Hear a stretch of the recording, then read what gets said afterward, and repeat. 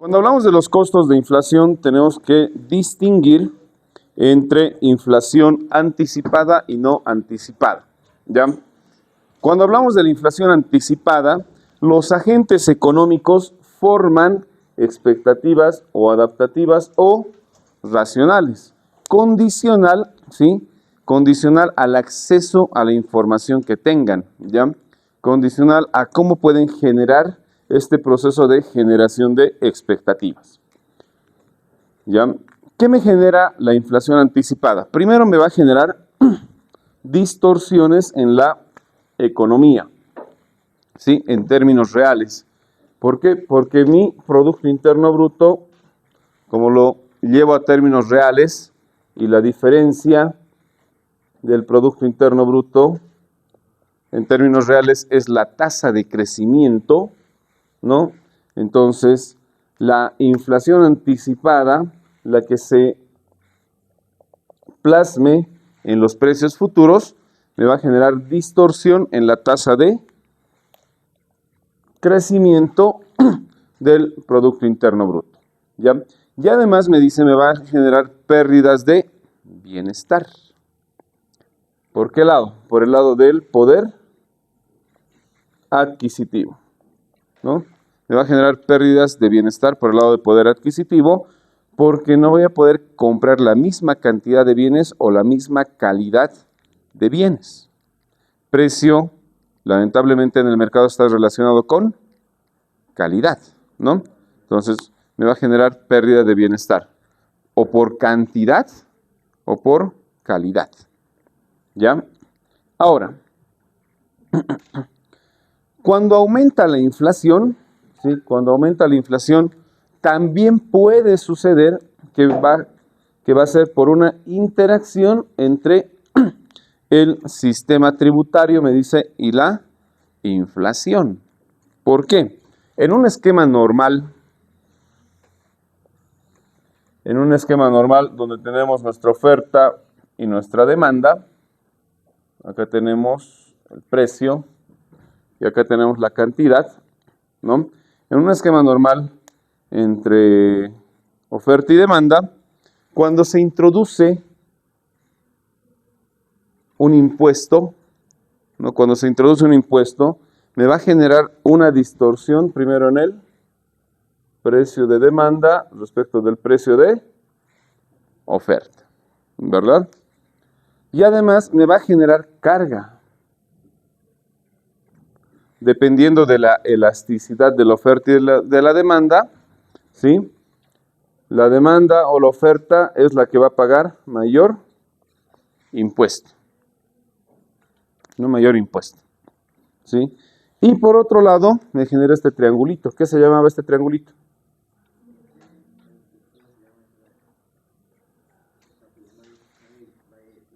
El PCN, ¿sí? ¿Qué se llama? Pérdida social neta, ¿no? Pérdida social neta. Aquí en el agregado, la economía va a perder ahí, ¿no?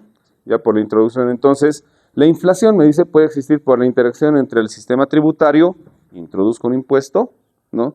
Que se va a plasmar en una distorsión de precios, ¿ya?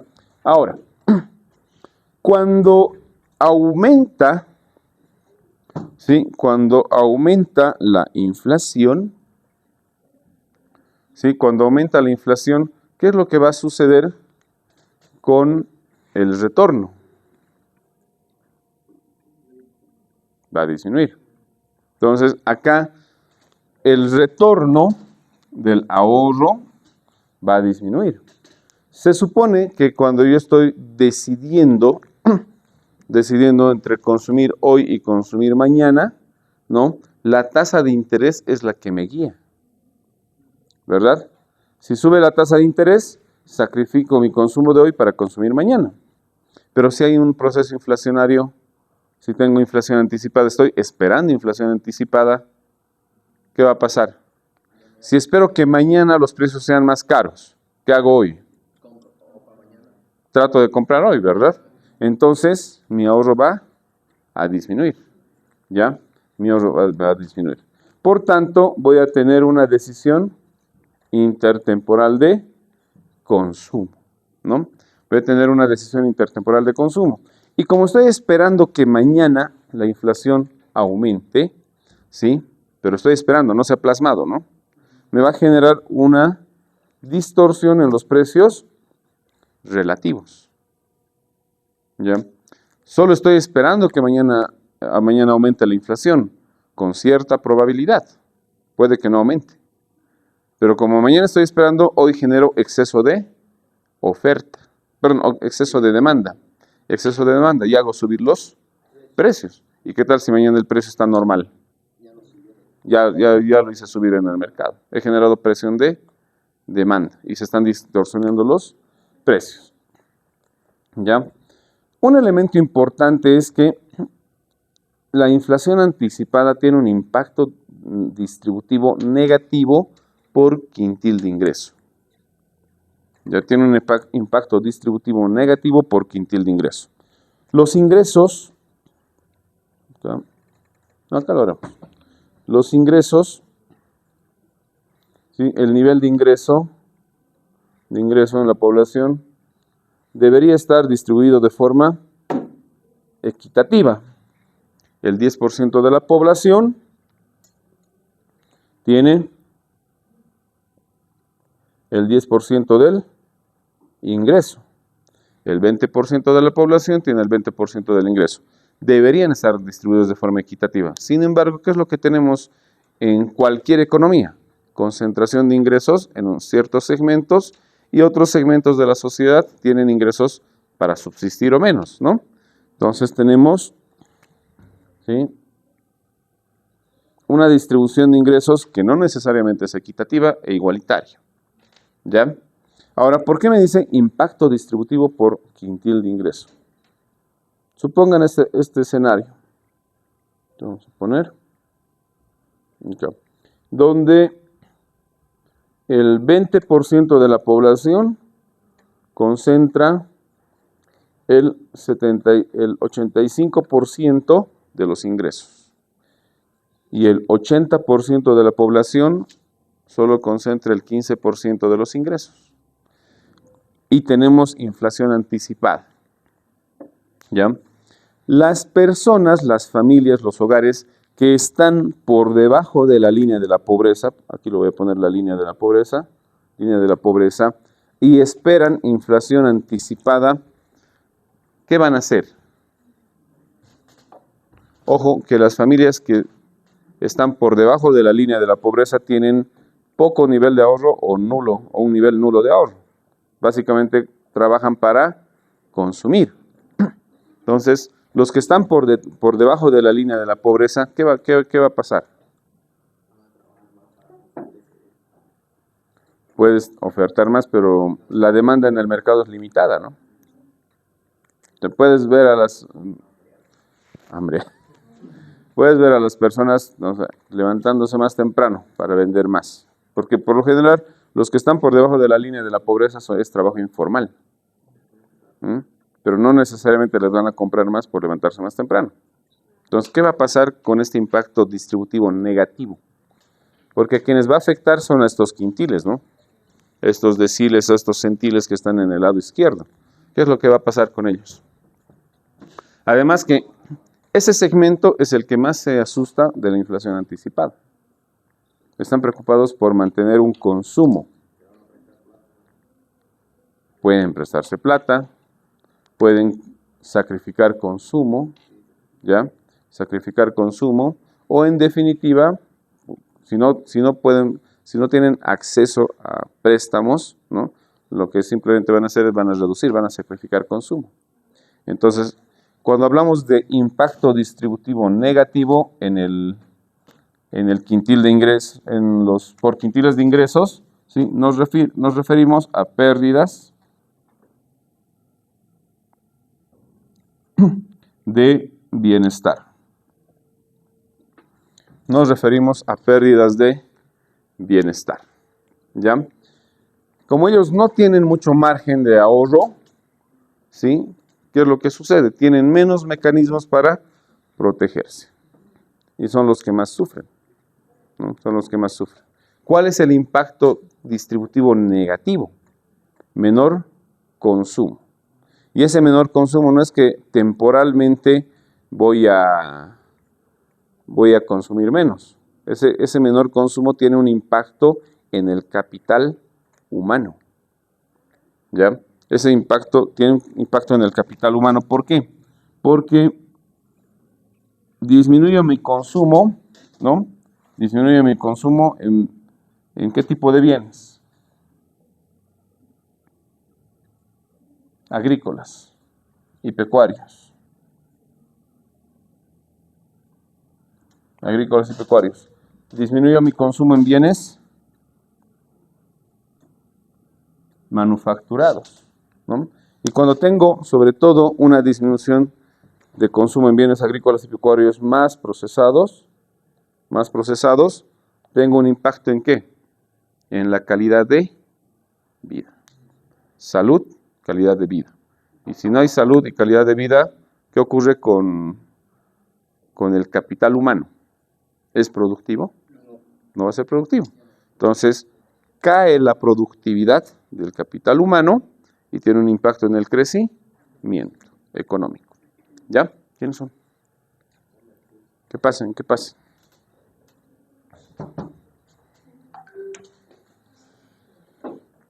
Inflación no anticipada. Inflación no anticipada. La más complicadita, la que me genera incertidumbre. ¿Ya? Dijimos, ¿sí? La inflación no anticipada que me genera incertidumbre está relacionado con el factor subjetivo de descuento del consumidor, de la función de utilidad. ¿Ya? Y esa inflación no anticipada va a estar estrechamente vinculada con el ahorro precautorio. ¿Ya? El ahorro precautorio, por si acaso, no es más que la tercera derivada de la función de utilidad. ¿Ya?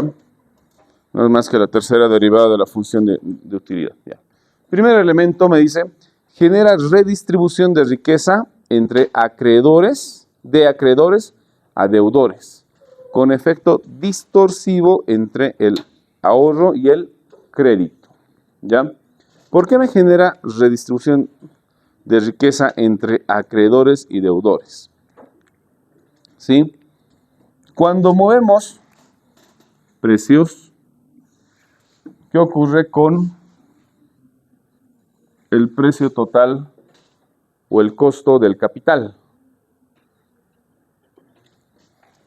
Cuando muevo precio, ¿qué ocurre? Si subo el precio, disminuye. Si cae el precio, aumenta. Inflación no anticipada va a aumentar. Entonces, el costo del capital va a disminuir, ¿verdad? Si disminuye el costo del capital, ¿qué ocurre con la productividad del capital? Disminuye. Si disminuye la productividad del capital, ¿qué sucede con la tasa de interés real? ¿Qué sucede? Igual disminuye, ¿verdad? Disminuye. Ya, entonces, en ese momento me va a generar una distorsión entre la tasa de interés pasiva y la tasa de interés activa. ¿Ya? Y la tasa de interés activa. Cuando tengo inflación no anticipada, ¿sí? ¿Qué es lo que va a hacer? ¿Qué es lo que va a suceder con la tasa de interés activa?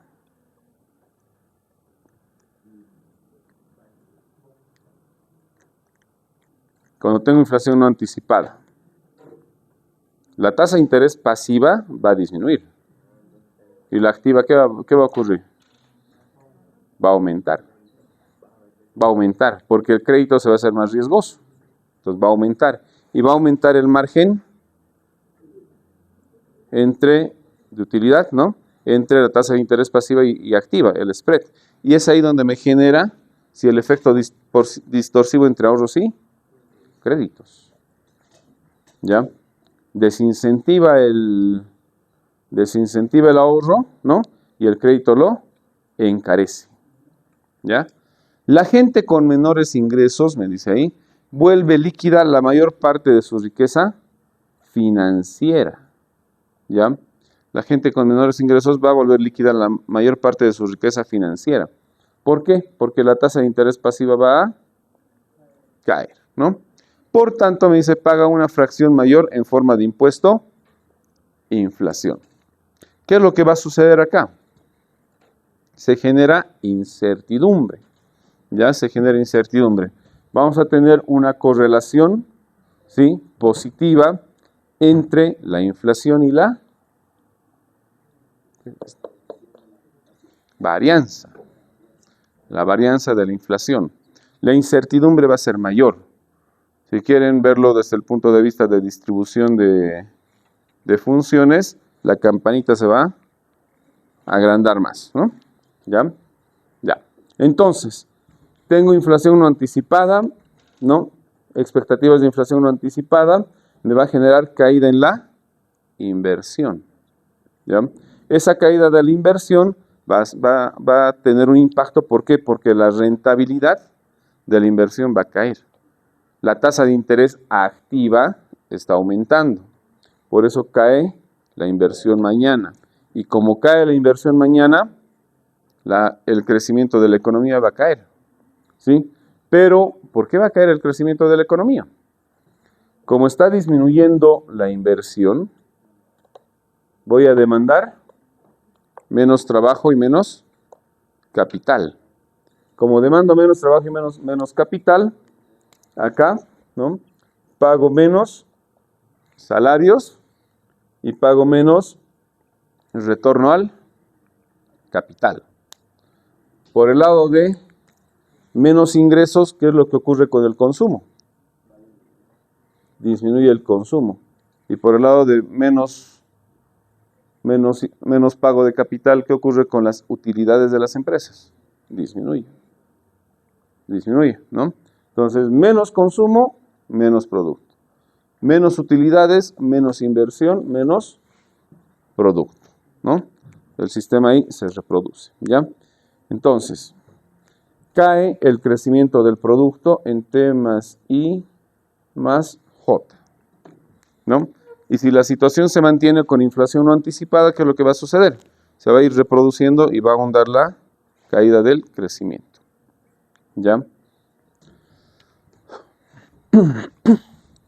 Ese elemento, ¿hasta dónde lo puedo o podría sostener o mantener?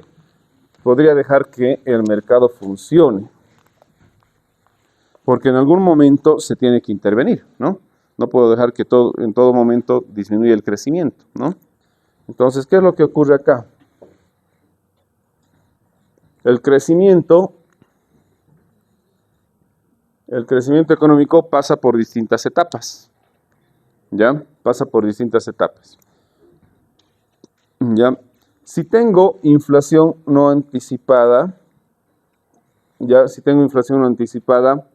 en la etapa de desaceleración, acá, en la etapa de desaceleración, cuando el crecimiento está disminuyendo, ¿ya?, puedo dejar que el mecanismo del mercado funcione, ¿ya? Que tengo inflación no anticipada, me genera incertidumbre y puedo dejar que el crecimiento caiga. ¿Hasta qué nivel? Hasta que se cruce con... Debería ser 0. Pero en términos de política económica, hasta que estemos por debajo del nivel de pleno empleo, producto potencial, tendencial y demás, ¿no? Cuando tengo una brecha positiva, puedo sacrificar, porque la economía se entendería que está un poquito sobrecalentada, ¿no? Pero no voy a dejar, imposible, o voy a evitar que caiga a una brecha negativa, donde la tasa de crecimiento observada esté por debajo del nivel. Esto no lo puedo permitir, ¿no? ¿Por qué? Porque en esta etapa, ¿a qué etapa del ciclo ingreso? ¿De recesión? A una etapa de recesión, ¿no? ¿Y el punto mínimo qué se llama? Depresión. Ahí van a estar algunos a fin de semestre. Luego van a entrar a la etapa de recuperación con los cursos de verano. Ya, no puedo dejar que ingrese a una etapa de recesión. Ya, no puedo dejar que ingrese a una etapa de recesión, ¿sí? Entonces, ¿qué es lo que sucede acá? Con una inflación anticipada mayor a la inflación meta objetivo, ¿no? ¿Qué es lo que va a suceder? Los precios, ¿no? Pierden un contenido en la trayectoria de precios futuros, ¿sí? ¿Por qué? Porque voy a estar observando acá qué tipo de shocks sobre la inflación. Cuando la inflación observada o esperada, en este caso no anticipada, es mayor la brecha, ¿no? Respecto de la inflación meta u objetivo, ¿sí? ¿Qué tipo de shock estoy presenciando?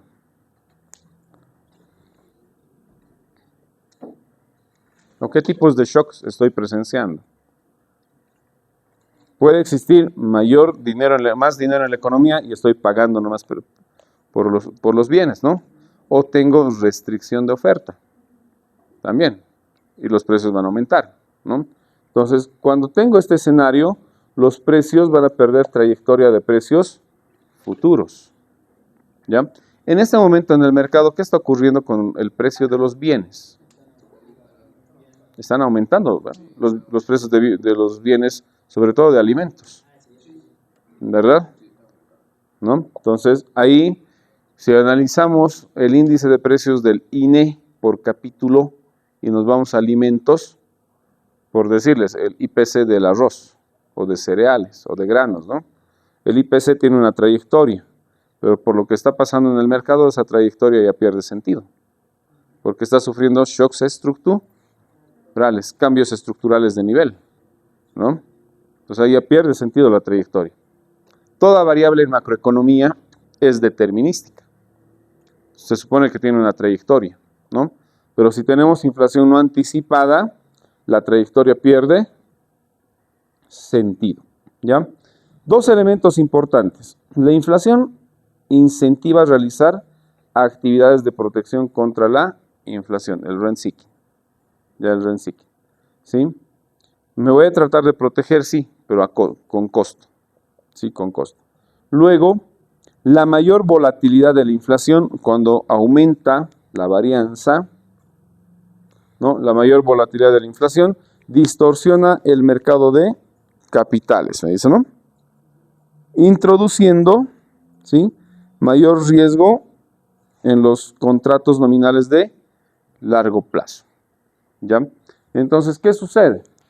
Tenemos, por el lado de la ecuación de Fisher, la tasa de interés nominal, que va a ser igual a la tasa de interés real más la expectativa de inflación futura, más la expectativa de inflación futura, ¿no? Más el producto de la tasa de interés real por la expectativa de la inflación futura, ¿no? Entonces, cuando aumenta la varianza de la inflación, ¿sí? ¿Qué es lo que ocurre con mi distribución? Se achata y se ensancha, ¿verdad? Entonces, el rango de proyección de inflación se hace más alto. Entonces, tengo mayor incertidumbre. Cuando los precios están controlados y los precios tienen sentido, ¿no? El Banco Central dice, no, yo puedo proyectar de manera fiable a la inflación, porque la tengo controlada. Pero si tengo inflación anticipada, se ensancha. ¿Y eso dónde lo vemos? En el fan chart de la proyección de precios de los bancos centrales. ¿Han visto los fan charts? ¿No han visto? Tarea. Cuando el Banco Central, fan chart, de la inflación. Claro. Fanchart. Acá tengo la inflación, ¿ya? Y aquí está la variable tiempo. Entonces, el Banco Central hace seguimiento, ¿no?, a la inflación, ¿sí? Y llega un momento, no sé, diciembre 23, ¿no? Ahí tiene el cierre. Saca su informe y dice, la inflación a diciembre 24 va a llegar a este nivel. Esta es mi inflación meta u objetivo, ¿ya? Si tengo certeza de que la inflación se va a comportar normal, el mercado está funcionando normal, ¿ya? Acá lo vamos a ver. El mercado está funcionando normal, entonces mi rango de proyección de inflación por distribución por quintiles va a ser esto. Por decirles, mi inflación meta objetivo es 3%, ¿ya? Con mi rango mínimo de 2.5% y mi rango máximo de 3.5%. En ese rango se va a mover la inflación dentro de mi proyección, ¿ya? Pero si tengo inflación no anticipada y hay mucha incertidumbre y mi varianza está aumentando, ¿no? ¿Qué es lo que va a suceder con mi proyección? No. 6%, 1%. Entonces tengo mayor incertidumbre. Y eso lo reflejan los bancos centrales. Esto es el Fanchart, ¿no? El Fanchart de la inflación. Y eso lo hacen los bancos centrales. Reflejan, ¿sí?, entre qué rango podría estar la inflación. ¿Qué es lo interesante acá? Entonces, yo tengo mayor credibilidad con Fancharts cerraditos, ¿no? Más concisos, más, ¿cómo le dicen en inglés? Más accurate, ¿no? Accurate. Accurate, ¿no? Más accurate, ¿no? En cambio, si mi Fanchart es muy abierto, entonces tengo poca fiabilidad en qué va a pasar en la economía. Puede estar en 6%, como puede estar en 1%. Entonces, no hay credibilidad en las políticas. ¿Ya? Eso. ¿Qué más tenemos por aquí? A ver. Aquí están los esquemas que les he mencionado hace tiempo. Ya. Vamos. Hasta ahí, duda, consulta, pregunta.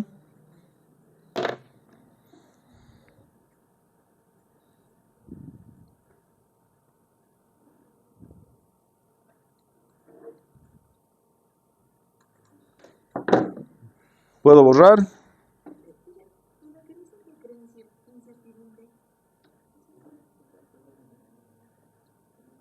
Eso era cuando no estabas en clase, ¿no? Y los demás también.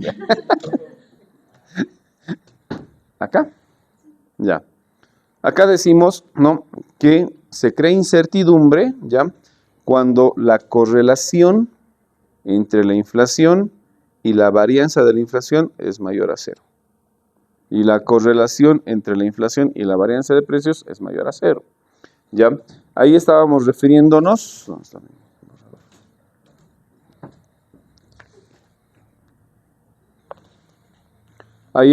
Nos estamos refiriendo a la función de distribución de probabilidad, ¿no? Tenemos una PDF1, ¿ya?, donde el mercado funciona normal. Si tengo inflación no anticipada, me dice la correlación va a aumentar y la varianza, por tanto, estaría aumentando. Por tanto, voy a tener una PDF2, mayor incertidumbre, ¿ya? Pero acá no estamos hablando nada del sesgo de la información. Puedo tener simetría, asimetría izquierda o asimetría derecha, ¿sí o no?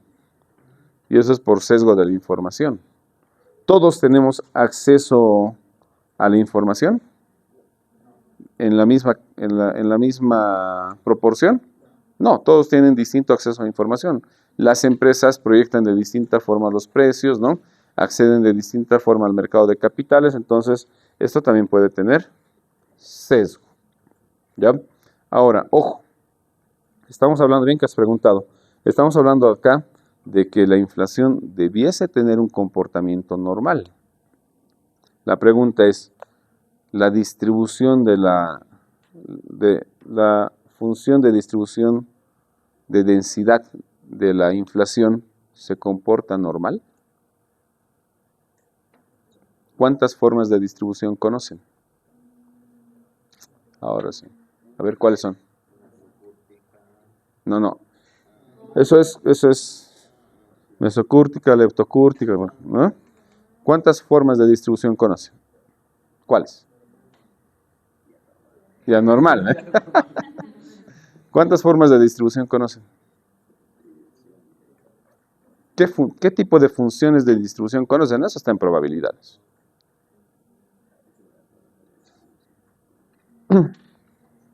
Aquí estamos suponiendo normal, ¿no? Normal, mesocúrtica, leptocúrtica, con asimetría izquierda, derecha, lo que sea. ¿Qué otras formas de distribución conocen? Porque ya las variables, todas las variables en realidad en macroeconomía, tienen sus formas de distribución. Y eso condiciona ya la proyección, porque estamos hablando de inflación no anticipada, estamos proyectando, estamos esperando, ¿no? El Banco Central acá está proyectando condicional a funciones de distribución. Anaí, estarás buscando, ¿no? A ver, mostrar. Mostrar ahorita, mostrar, ¿ves? No, nada. ¿Ah? No, eso es para el tipo de información. ¿Intensiva? ¿Cuándo eres intenso? ¿Cuándo la distribución es intensa? ¿Y cuándo es exclusiva?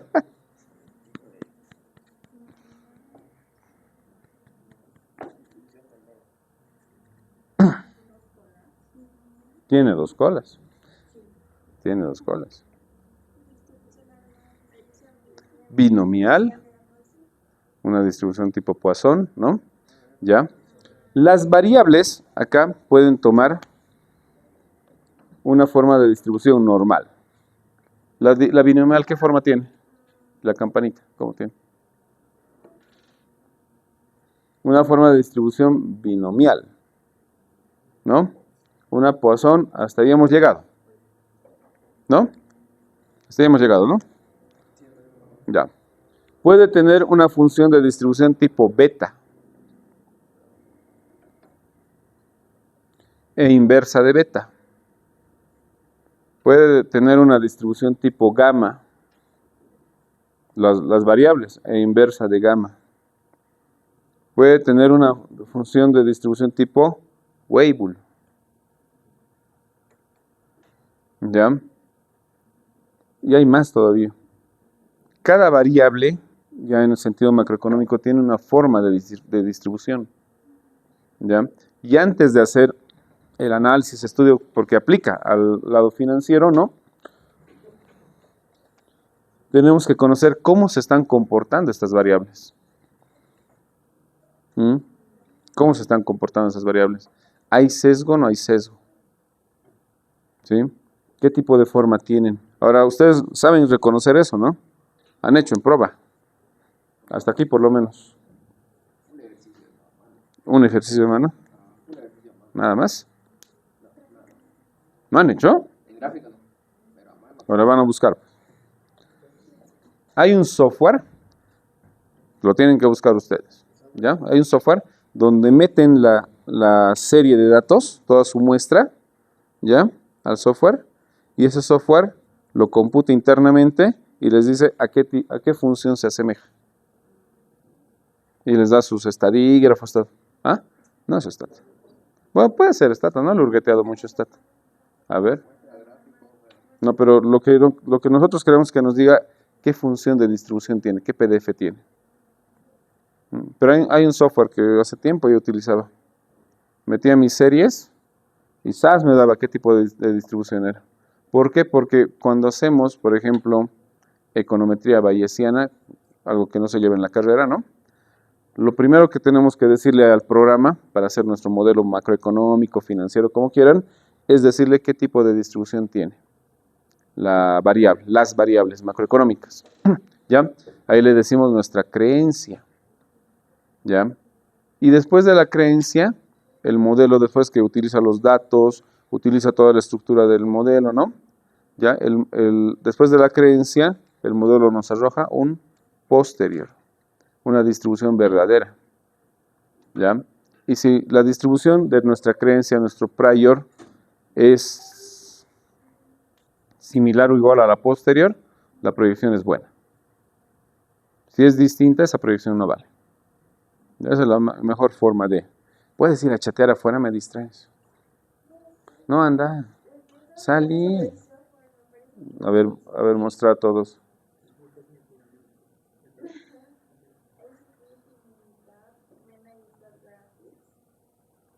Creo que era el Stat Graphics. Uno de Stat algo era, sí. Ya. Entonces, para eso nos sirve esto. Saber las distribuciones. ¿Ya? Ya, ¿qué más? ¿Duda, consulta hasta acá? Nos falta una diapositiva más y pasamos a nuevo capítulo. Resumen. Ya, vamos. Inflación óptima. Ya, inflación óptima.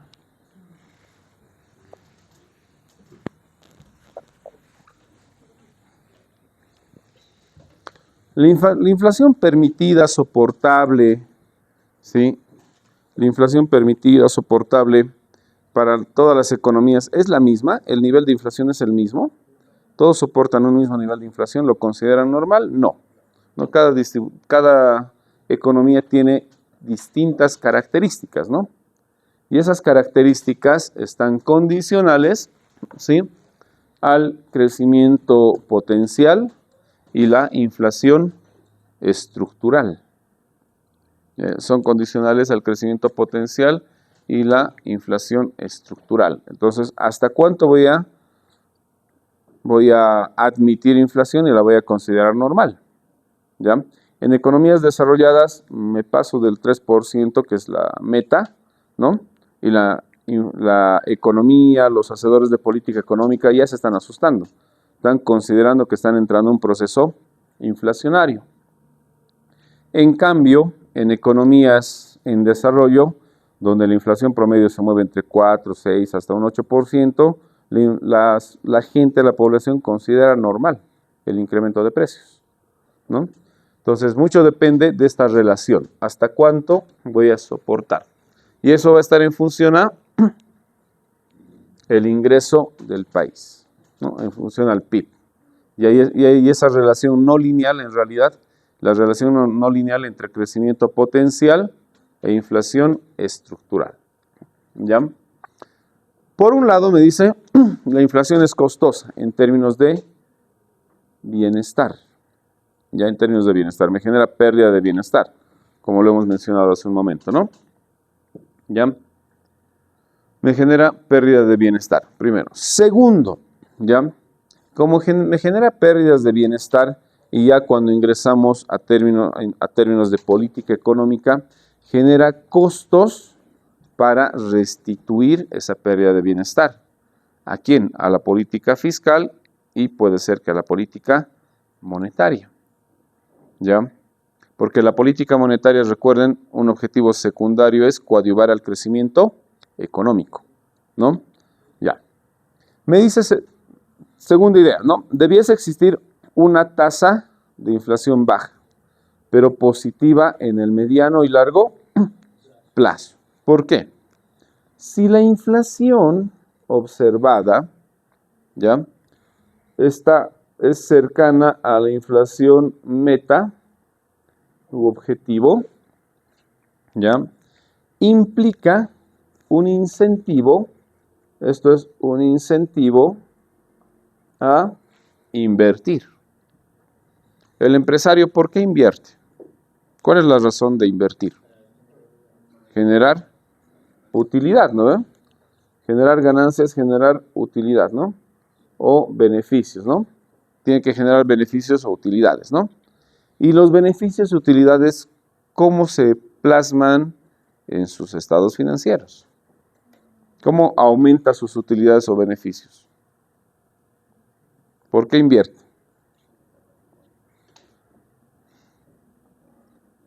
¿Cómo genera mayores ingresos? ¿Mm? Aumentamos cantidades de ventas, ¿verdad? Producción, cantidad, produzco más, vendo más, ¿no? Cantidad, ¿no? Reduzco costos o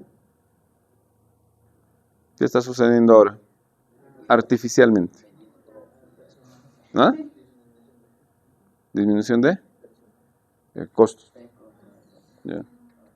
¿Qué está sucediendo en este momento? En el mercado. Aumento de precios. ¿No? La inflación, ya, la inflación es, como se dice, es un lubricante en la economía, incentiva a que exista procesos de inversión.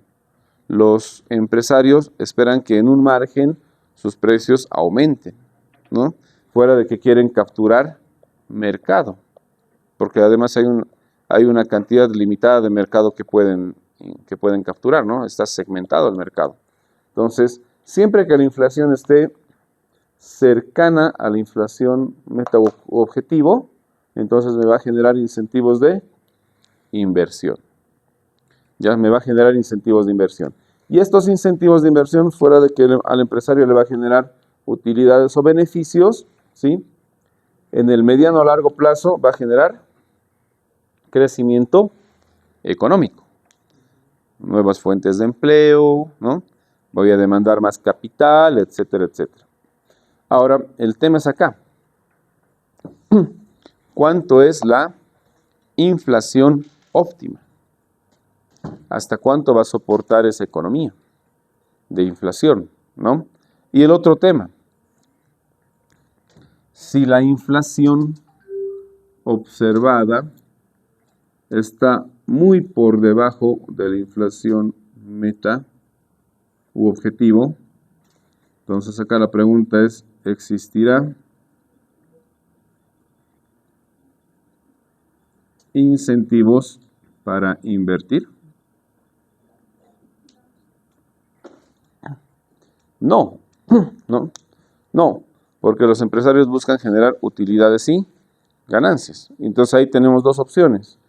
O mantenemos el nivel de inversión o empezamos a desinvertir, porque no me permite la economía generar utilidades o beneficios, ¿no?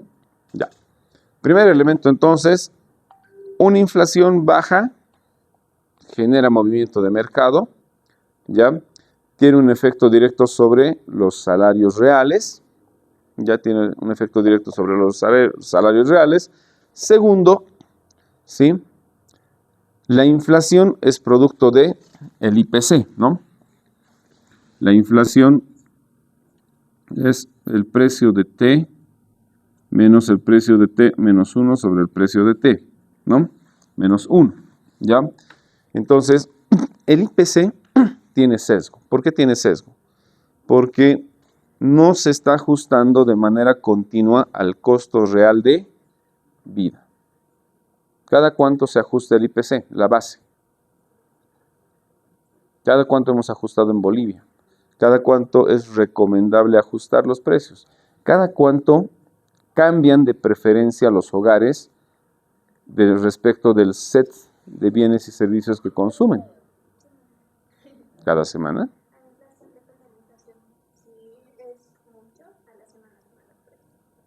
Claro, pero ¿cada cuánto cambias de preferencias? Es decir, ¿cada cuánto cambias entre consumir pollito Copacabana, entre pollito Cochabamba, digamos? Dependiendo de los gustos también, tal vez no te gusta el pollo, ¿no? ¿Cada cuánto cambias o vamos a los perfumes, entre consumir, no sé, Natura versus Jambal versus Avon? ¿Cada cuánto cambia?